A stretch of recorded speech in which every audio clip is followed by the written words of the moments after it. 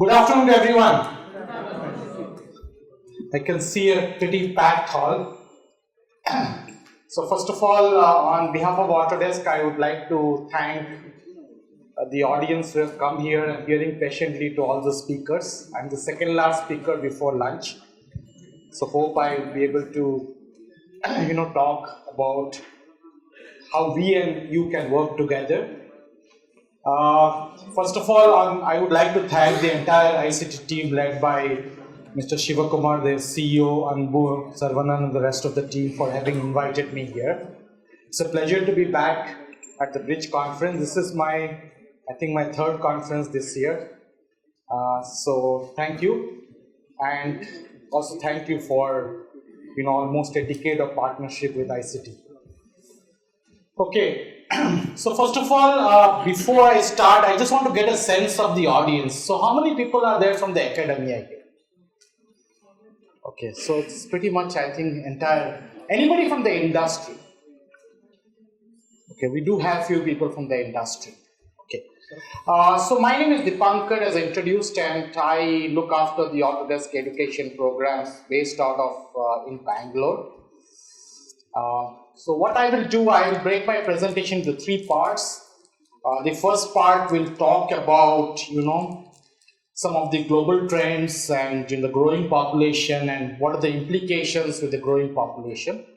The second part will cover about why Autodesk, how Autodesk is contributing, to meet some of these challenges.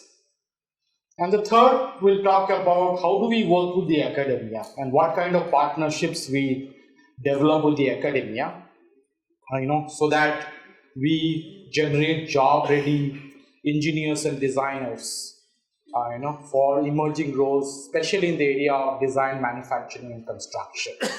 So in the morning, Dr. Ashok mentioned about education institutes are supposed to embed education, and I fully agree with that. So it's the role of the industry, how industry can work with the academia in generating career and job ready engineers and designers. And my presentation hopefully will give you that message.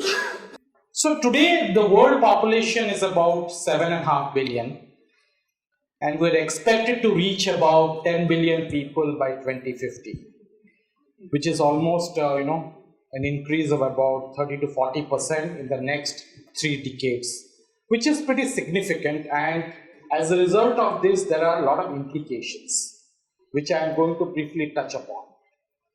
The other important or interesting statistics or fact is that there are about 400,000 people who are joining the middle class population every day. So I think this is also very, very significant, because with the growing middle class population, there are implications. Now with the growing middle class population, there's a demand for technologies like the technology gadgets like the mobile phones. This is pretty self-explanatory. With motorized transportation is another implication with the growing middle class population. What is this? Food. You need food. And last but not the least, you need housing. So 4 important things with the growing population. So I think these are the implications, and we need to be aware of this with the growing population. The other thing which I wanted to touch upon is 68% of the global population is expected to live in cities by 2050.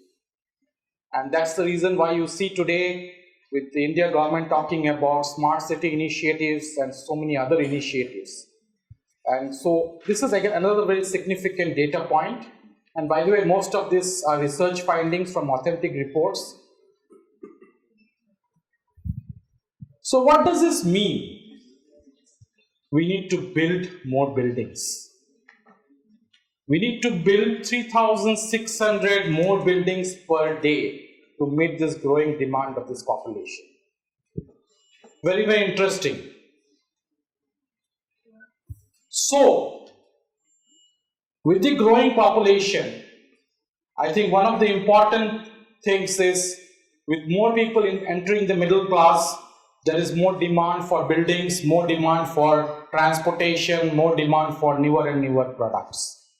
Okay, so I think product innovation becomes very, very, developing new products and product innovation becomes very, very critical. The other thing is having the right talent for the right job. So if you really look at it today, and I'm talking more from a manufacturing and construction industry perspective, which is more relevant to a company like Autodesk, is the ability of skilled manpower for newer emerging roles. Okay, so as the industry is changing, as the world is changing with the growing demands of the population, I think industry is facing challenges in hiring the right talent. Okay. And that's where I think Autodesk can play a role, especially in the area of design and construction.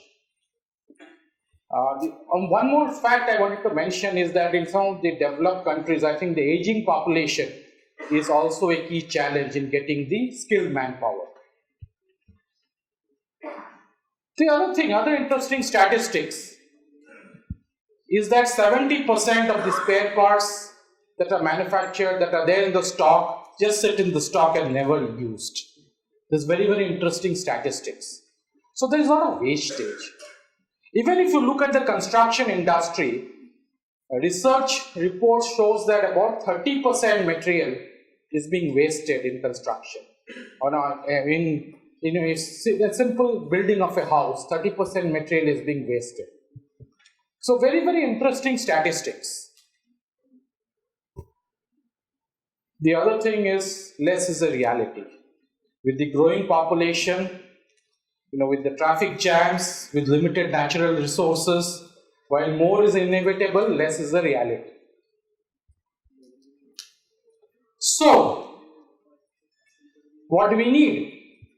We need more products to serve a growing population, the implications, with less negative impact. And that's where a company like Autodesk can contribute and play a role by working with all of you folks who are primarily from the academia and today's audience. With the changing needs, with the increasing population, I think we need to fundamentally rethink the way we are working today. If we continue to work the same way, I think we will not be able to keep pace. So I think the most important thing is to look at ways by which you can fundamentally look at design and automation, look at how the talent can be generated for newer emerging roles in the industry, and so on and so forth. So I will now shift gears as to how Autodesk is a key player, especially to contribute in the area of design, manufacturing, and construction. If I relate it to the academia, it will be primarily civil, mechanical, architecture, aerospace, aeronautical, and other related disciplines. So we are a company, US-based multinational. We are primarily in 4 verticals: the automotive industry, the manufacturing industry, the building industry, the infrastructure industry, and this is another interesting segment, the media and entertainment industry. And we are practically the leaders in all these 4 disciplines that I just mentioned. Going a step ahead, a few statistics about the company.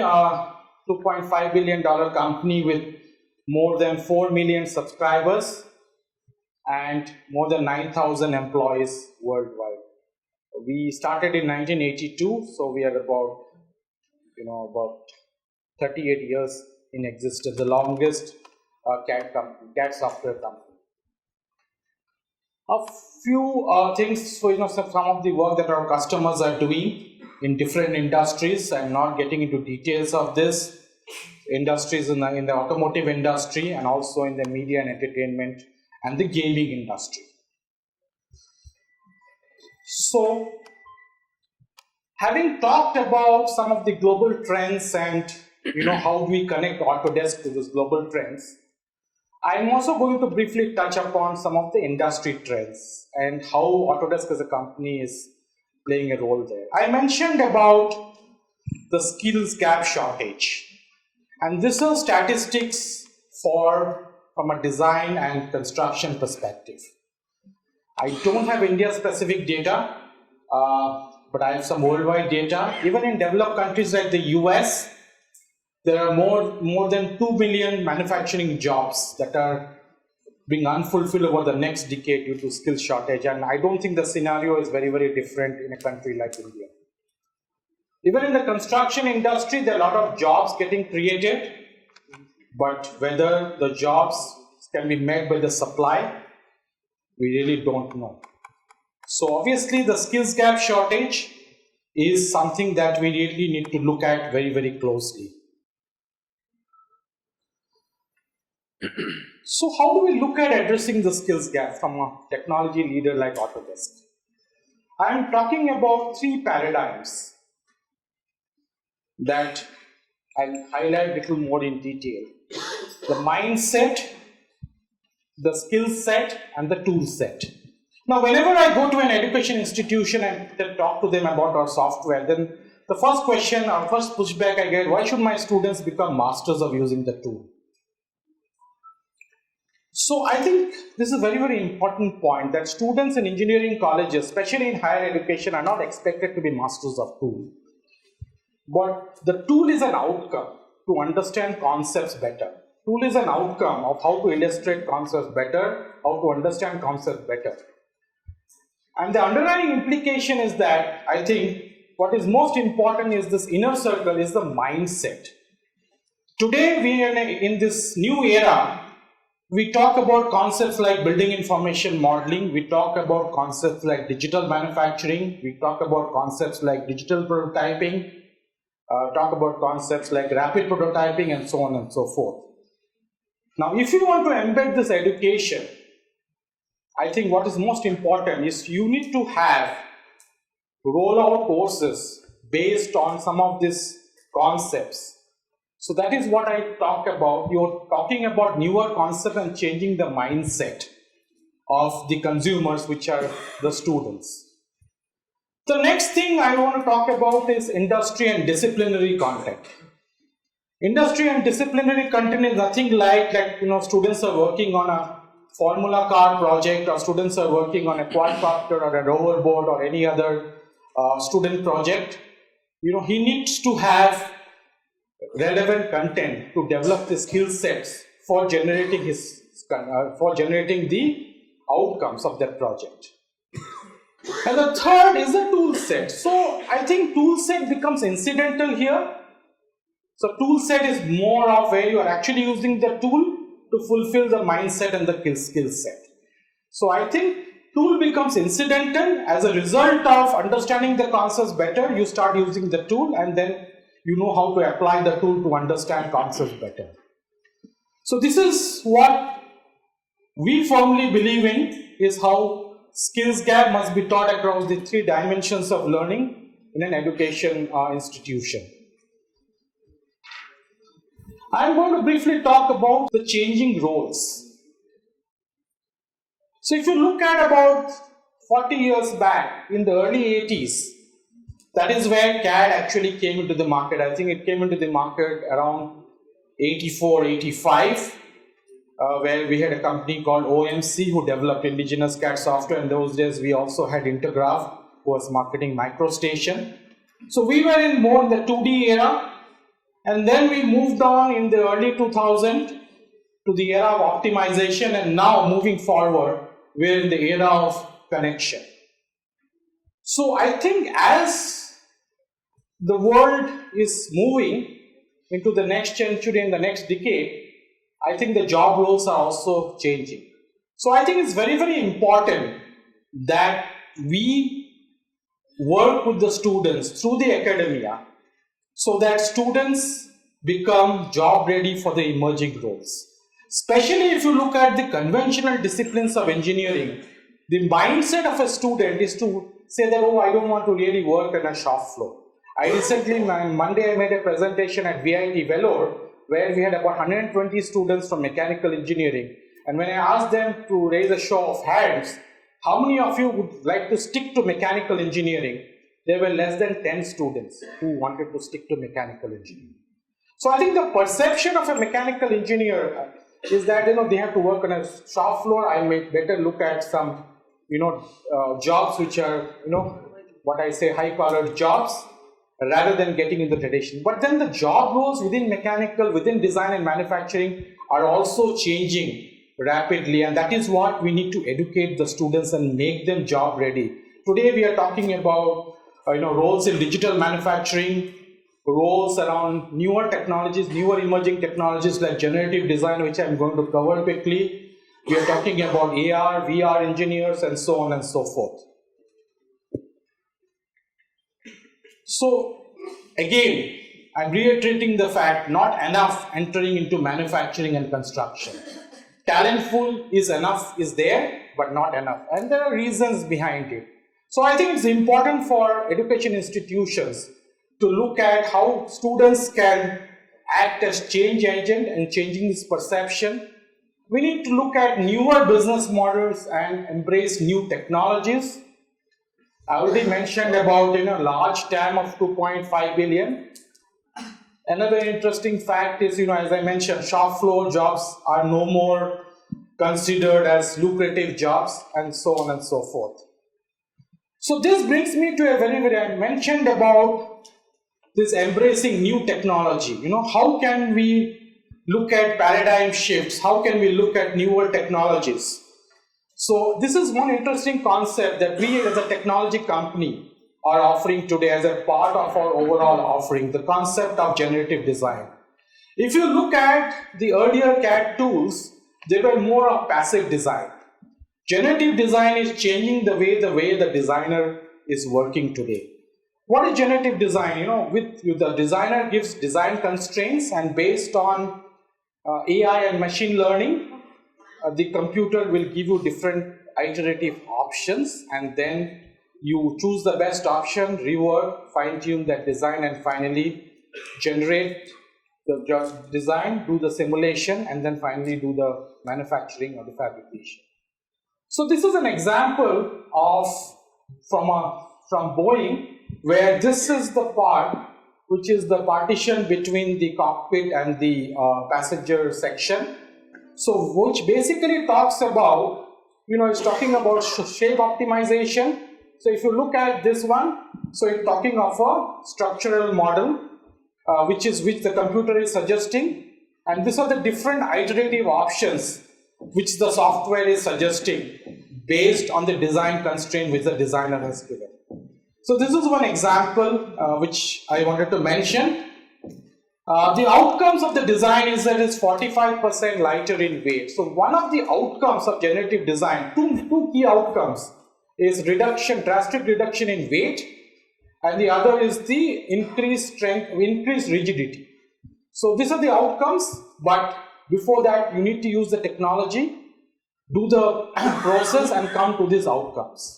So similarly, I'm going to play a short video here from one of our customers, General Motors, who have endorsed generative design as a technology. So industry is endorsing generative design as a technology. So I think it's important for the academia to look at talent who understand these concepts and can then because there is no talent for generative designs in a country like India. So if students are equipped with this technology, it can make a huge difference. So having talked about newer technologies, newer business models, I just wanted to quickly touch upon how we work with education institutions.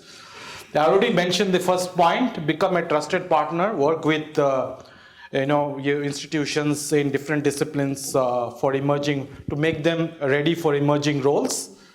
We are looking at enabling all of you students and educators and institutions to adopt our latest cloud-based offerings. We have tools called Fusion 360, and by the way, all our technologies are absolutely free of cost. About a decade back, we sacrificed worldwide more than $100 million of revenue so that we can put a conscious effort in generating the right skill set, the right talent who would be job ready in the industry. The other thing which we have launched, product certification was already there, and effective this year, we are rolling out through Coursera platform a role-based credential system on newer courses like generative design, digital manufacturing, and many other courses. This is the gamut of the industry that we work with. So these are the strategic partnerships that we have. ICT Academy is one of our earliest partners. Then we've also worked with some of the pointer doesn't seem to be working, that's fine. Then we work with some of the state universities, some of the key engineering colleges, the premier, the deemed universities, the design schools, and the vocational institutions. As I said, the software is offered absolutely free of cost. So this is a link which is there to download all the Autodesk software free of cost. This is our learning repository portal, which is called the Autodesk Design Academy, where people can, this is also free of cost, people can go through the courses and get a certificate. And the next level is the product certification and the role-based credentialing system that we have just launched. Some of the interesting students are brilliant. Okay, most of these projects, are done by students. This is a project by DSU. This is VIT Vellore. This is a project. This is an industry project, very interesting project of a machine part in the Fiat vehicle, which is being done using GD with IIT Madras. So with a significant weight reduction, and the pilot test is going to happen very, very shortly. This is a very interesting project from the Indian School of Design at Bombay, which is a bamboo bicycle with a social impact, and this has been endorsed by the sports company Do It. And my last slide is we have completed almost a decade of partnership with ICT. We were one of the first partners of ICT way back in 2011. I would like to sincerely thank ICT for partnering with Autodesk and also conferring us with the Partner Excellence Award a few months back in Chennai. So we look forward to the partnerships. I think we have covered, I don't have statistics of how many member colleges we have covered, but we would have covered almost all the colleges, 866 member colleges. So with this, I end my presentation. Thank you. I'm available for the next couple of hours. In case of any questions, we can always get in touch over lunch. Thank you very much.